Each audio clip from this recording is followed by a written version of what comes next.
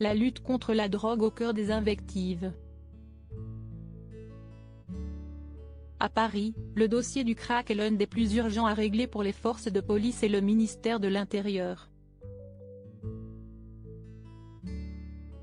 Anne Hidalgo, maire de la capitale, a organisé ce 9 décembre 2022, pour des journalistes, une visite d'un camp de migrants dans le 18e arrondissement de Paris en déplorant l'inaction de l'État.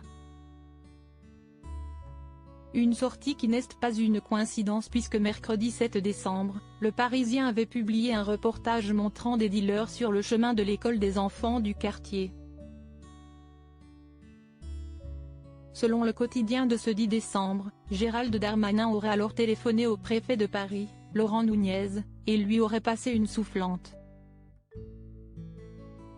Laurent Nunez s'est exprimé à ce sujet dans Le Parisien de ce jour, avec le ministre. On se parle plusieurs fois par jour. Il m'a effectivement demandé ce qu'il se passait. Il n'était pas furieux. Mais il est très exigeant. Personne ne peut se satisfaire d'une telle situation. Le préfet de police de Paris, successeur de Didier Lallement, assure qu'il est à pied d'œuvre comme jamais.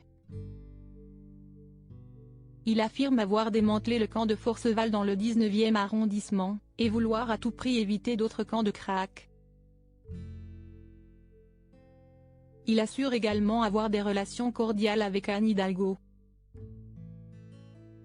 Remaniement d'Emmanuel Macron, découvrez les ministres du gouvernement borni. Gérald Darmanin, pas adepte des mots doux comme son mentor, Nicolas Sarkozy. Gérald Darmanin ne cache pas ses colères. Preuve encore le 29 octobre dernier, lors de la manifestation contre les bassines agricoles de Sainte-Soline, Deux-Sèvres. Le ministre de l'Intérieur a utilisé le terme écoterrorisme pour qualifier l'action militante. Sandra Regault, députée LFI, avait réagi à la sortie de l'ancien maire de Tourcoing lors d'une interview accordée au Point, ce samedi 12 novembre. Et la femme politique de 44 ans n'avait pas mâché ses mots. Le ministre de l'Intérieur dépasse les bornes, il fait du sous Sarkozy, avait-elle confié, outrée par la violence du terme.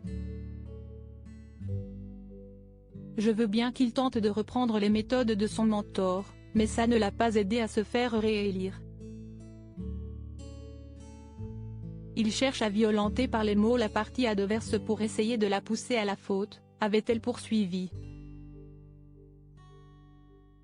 Gérald Darmanin n'a pas toujours les mots pour le dire. Crédit photo, Stéphane Le Mouton.